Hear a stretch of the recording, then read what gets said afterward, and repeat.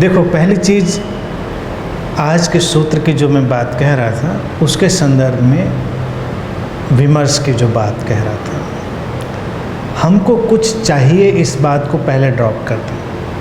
हमको एम्प्टीनेस चाहिए, हमको ब्लैंकनेस चाहिए, हमको पायसनेस चाहिए, हमको पॉजिटिविटी चाहिए, निगेटिविटी नहीं चाहिए। Drop everything, be as you are, accept everything as it is. फिर देखें होशपूर्वक रह के क्या होता है। नकारात्मक प्रभाव डालता है क्योंकि नकारात्मक से हम ज़्यादा एट्यून्ड हैं, कंडीशनिंग उससे हमारी ज़्यादा है, हमारा परिचय पुराना है, हमारी आदतें उसके साथ लंबी पुरानी हो चुकी हैं, इसलिए उसमें कोई आश्चर्य की बात नहीं। लेकिन जो दिव्य है, दैवीय है, डिवाइन है, वो भी हमको पुल करता है, खींचता है।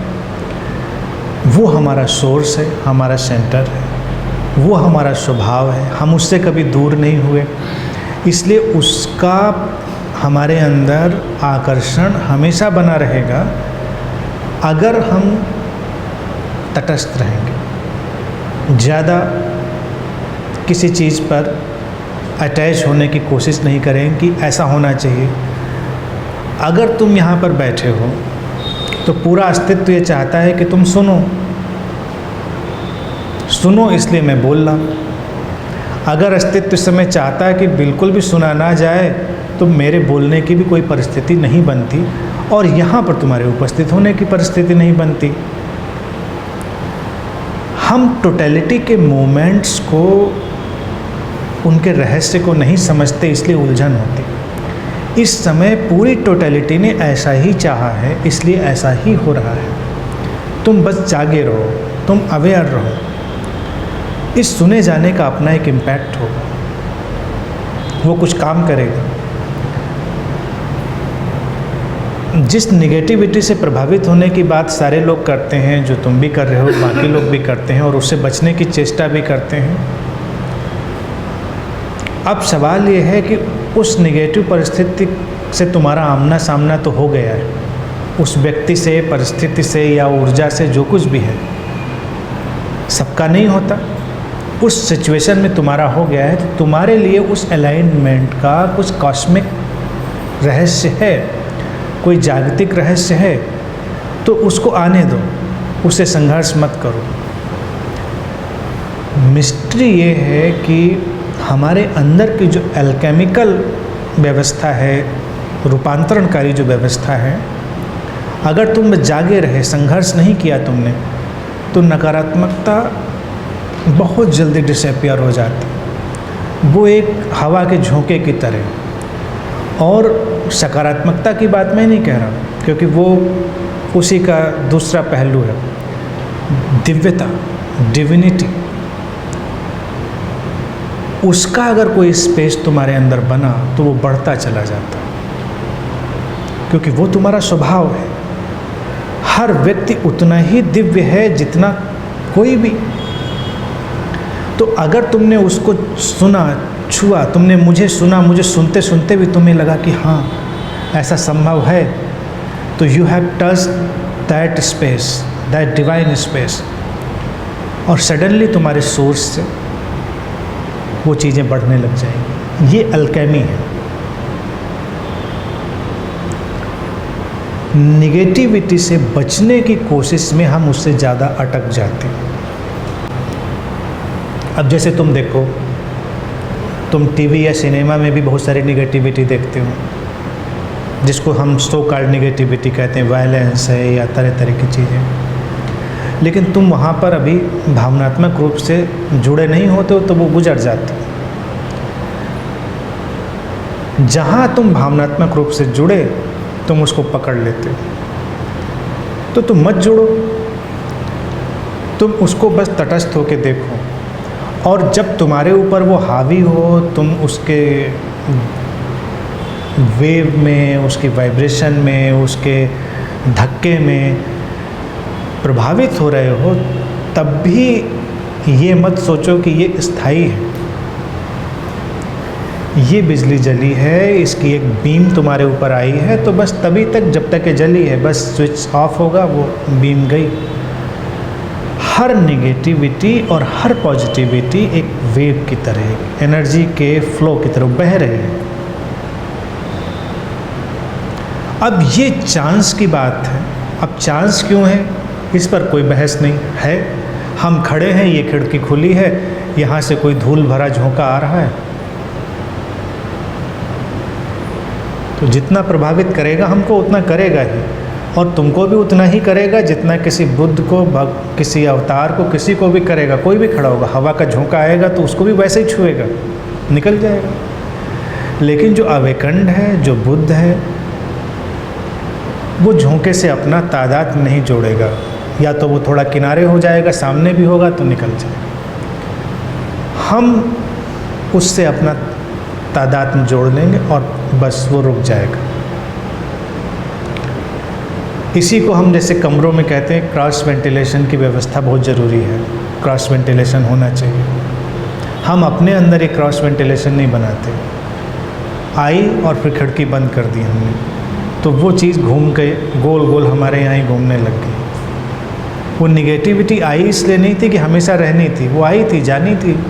बहुत सारी वजह हो सकती हैं। अब तुम आए थे जिस समय यहाँ बैठे थे, ये धरती, द वेरी प्लैनेट अर्थ, ब्रह्मांड में ये भी उसी जगह तो नहीं है। या मैं जब अगला सेंटेंस बोलूँगा उतनी देर में भी तो ये धरती इस कॉस्मिक फ्लो में कहीं आगे जा चुकी होगी, और कितनी तरंगें गुजर रही होंगी, कितनी वाइब्रेशन गुजर रही होंगी, क्या क्या उसको प्रभावित कर रहा होगा। तो हम लगातार बदलते हुए प्रभावों से घिरे हुए हैं। स्थायित्व तो है ही नहीं, स्थायित्व तो हमारी कल्पना में है। थोड़ी देर शांति रखेंगे तो ये प्रभाव भी बदल जाएगा, ये भी बदल जाएगा, सब कुछ बदल जाएगा। सब बदल रहा है, और सब बदलाव के पीछे जो नहीं बदल रहा है वो तुम्हारी चेतना है, तुम्हारी विटनेसिंग है। इसलिए ये भी नहीं सोचना है कि हमको ब्लैंक रहना है। अगर ब्लैंक होना होगा तो तुम ब्लैंक होगे। कॉन्शियसनेस, उसके बारे में जैन में बड़ी अच्छी टर्मिनोलॉजी यूज करते हैं, emptiness of fullness, fullness of emptiness in either way.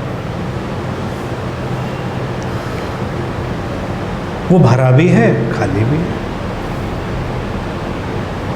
तो कोई संघर्ष नहीं। कभी कभी तुम्हारे अंदर विचारों की तूफान खड़े हो जाएंगे, बहुत विचार, संघर्ष मत करो, तो चले जाएंगे। और कभी कभी तुम्हारे अंदर से सारे विचार रिक्त। फिर अध्यात्म बात करता है विचार शून्यता की, वो है विचारों का ऑब्जर्वेशन। विचार हमेशा होंगे, ठहरे हुए या ज़्यादा गति में, जैसे आसमान में बादल, कभी ज़्यादा बादल आ गए, कभी कम बादल, कभी बिल्कुल बादल नहीं। तो you are simply an observer. अगर तुम्हें एम्प्टी होना होगा उस टाइम में तो तुम एम्प्टी होगे, तुम्हें फुल होना होगा तो उस समय तुम फुल होगे। तुम्हारे अंदर विचारों की कोई ज़रूरत नहीं होगी तो कोई विचार नहीं होगा, विचारों की ज़रूरत होगी तो विचार होंगे, लेकिन तुम दूर खड़े एक दृष्टा की तरह होगे। सारे आध्यात्मिक लोगों का यही संघर्ष है। ध्यान में बैठो, अब तुमको बता दिया गया विचार नहीं होने चाहिए ध्यान में। पता नहीं किसने बता दिया। तो हर आदमी विचारों से संघर्ष कर रहा है, और हर दूसरा व्यक्ति मुझसे आके पूछता है कि कैसे ध्यान करूं, विचार बहुत आते हैं ध्यान में।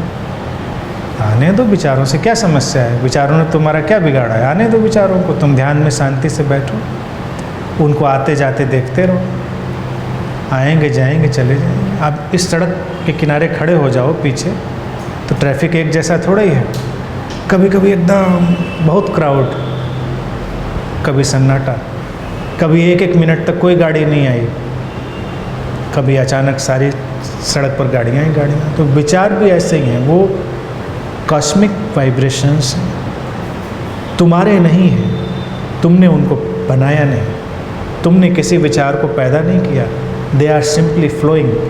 तो कभी एक आएगा, कभी दो, कभी कोई नहीं आएगा, कभी हजारों एक साथ खड़े हो जाएंगे, सो व्हाट,